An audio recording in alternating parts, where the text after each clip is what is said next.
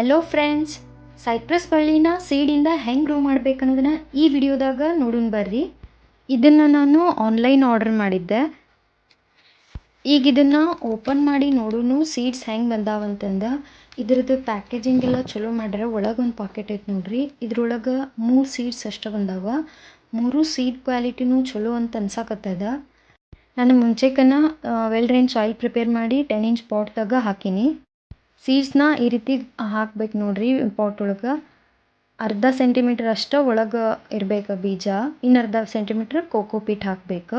ಇದಾದ್ಮೇಲೆ ನೀರು ಕೊಡಬೇಕು. ನೀರೆಲ್ಲನೂ ಪಾಟಿಂದ ಕೆಳಗೆ ಡ್ರೈನ್ ಆಗಬೇಕು. ಫಸ್ಟ್ ಟೈಮ್ ಹಾಕಿದಾಗ ಈ ರೀತಿ ನೀರು ಕೊಡಬೇಕು.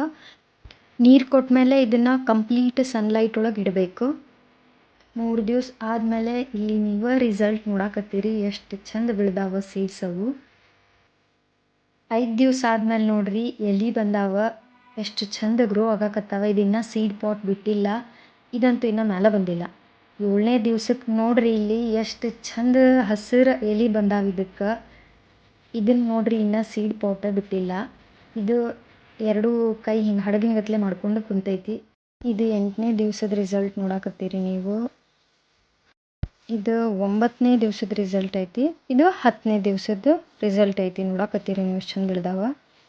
11 ದಿವ್ಸಕ್ಕೆ ಇಷ್ಟು ಚಂದ ರಿಸಲ್ಟ್ ಕೊಡ್ತಾವಂತೆ ನಾ ಅಂತೂ ಅಂದ್ಕೊಂಡಿರಲಿಲ್ಲ. ಇದ್ರ ಪಾರ್ಟ್ 2 ನೋಡ್ಬೇಕಂದ್ರೆ ಕಮೆಂಟ್ ಮೂಲಕ ತಿಳಿಸ್ರಿ.